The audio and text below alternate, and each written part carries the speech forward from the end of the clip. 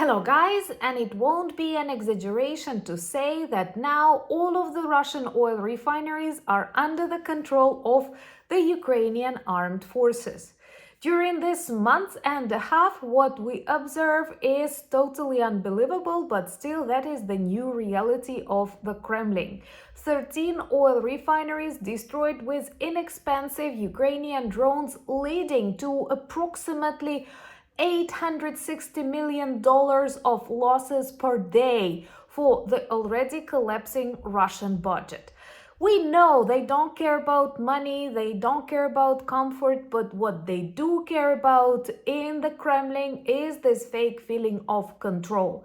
And they keep losing it together with each new Russian oil refinery visited by the Ukrainian drones. And I believe the strategy will continue because these are the most effective sanctions. So let's discuss what is happening to the Russian oil refining industry and why it's vital for the defeat and demilitarization of the evil regime. My name is Anna, I'm from Ukraine, I'm in Ukraine, and if you want to see the defeat of Russia and Putin in The Hague, subscribe, we will discuss that on the channel sometime really soon. Today I was happy to read a message from the head of the Ukrainian battalion of drones. He is very famous here inside Ukraine. He has a call sign Magyar, which can be translated as a Hungarian. He is of the Hungarian origin, and it makes it even more interesting in the context of Orban's rule in this country. So he described himself as a person that fully controls Russian oil refineries, and I share his opinion because no matter how hard they try, we keep destroying these instruments of the Russian war. Well, this strategy began, I guess, in 2024, and we were surprised to see how Ukrainian drones could reach strategic objects. But what we see now in August and September 2025 is definitely a game changer and a totally different level of professionalism. I made a list of these oil refineries that had to stop because of Ukrainian drones visits, because of explosions, serious destructions, inability to repair them because of the lack of parts and maintenance support from Europe and the United States, because in Russia they invested billions in oil refineries and they are not competitive on the market of high technologies. That's why most of these oil refineries are built with the European or American parts, and now they cannot be substituted. So thank you so much for keeping the sanctions, and for the first time since his new second term, Trump actually named Russia the aggressor. Very, very unexpectedly. So anyway, this list of August and half September alone already includes 13 oil refineries, and I will be happy to read them. Also, you will find them in the comments and in our community tab. So, Novokuybышevsk, then we have Ryazan, one of my favorites, supplying Moscow and the region, that was supplying Moscow and the region. Then Afipsky, Saratovsky, Volgogradsky, Syzransky, Novokuybышevsky, Kuybышevsky, Krasnodarsky. And this is a lot. But then in September, it continued to Ilsky, Novoufimsky, Kirishsky, and now Kinef.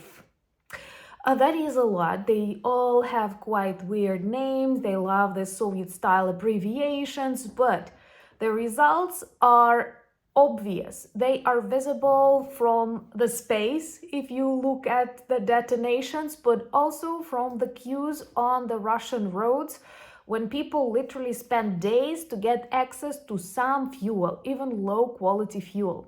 Subscribe to witness the collapse of the Kremlin regime, and please share these videos to spread the truth. We need that, and I'm very grateful for every comment, every like, and of course for your support of our NAFO campaign. More drones means safer planet, more Ukrainian lives saved, and more Russian objects demilitarized, targets demilitarized, do support, maybe we can reach 50% today. That would be awesome.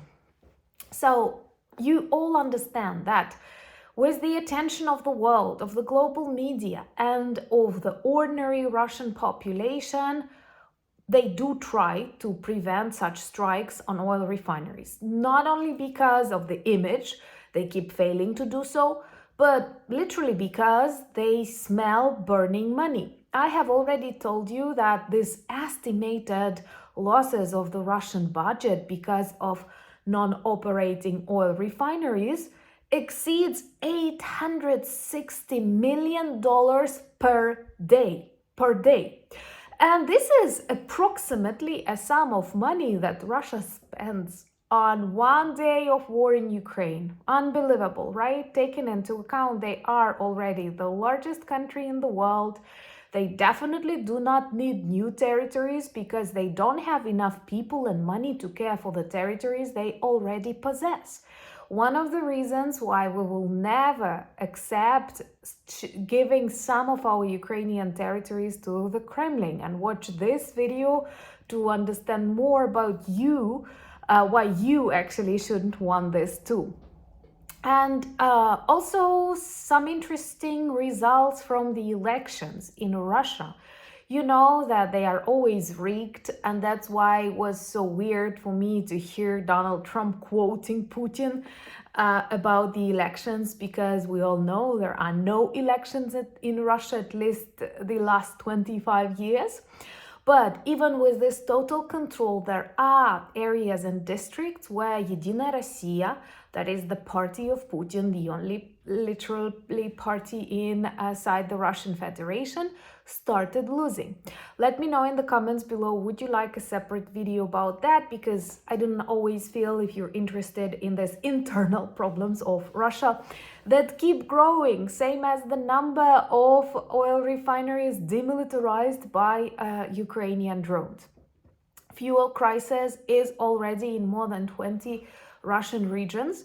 But what is more important, it has reached Moscow, and Moscow is the decision-making center in Russia. All those oligarchs, all those mafia friends of Putin, they live there. They experience problems with airports. They cannot fly because Russia is a no-fly zone.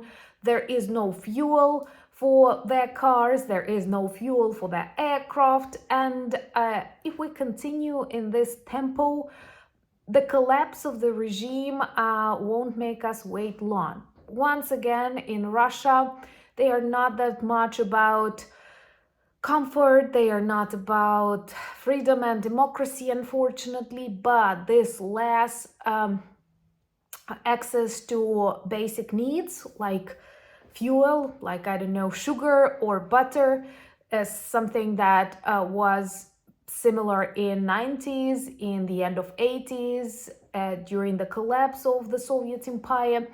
And also this feeling of lack of control.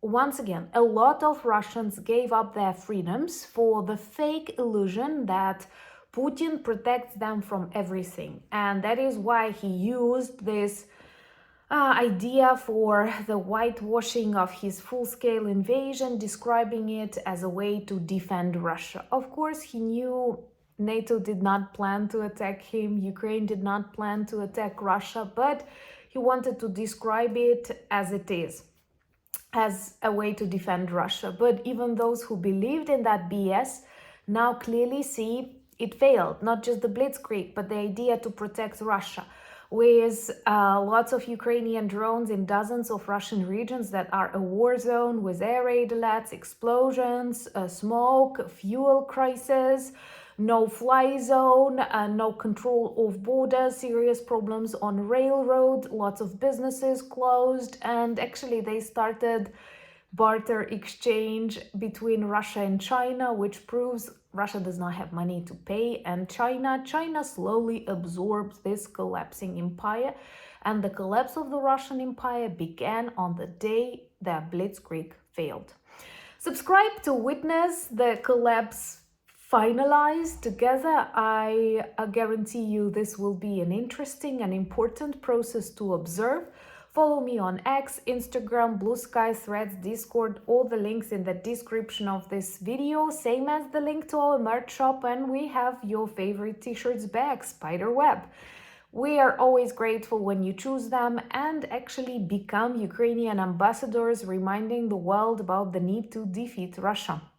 Thank you for buying me coffees, becoming my patrons and sponsors of the channel. Thank you for supporting our NEFO campaign. But most importantly, thank you for standing with Ukraine. Slava Ukraini!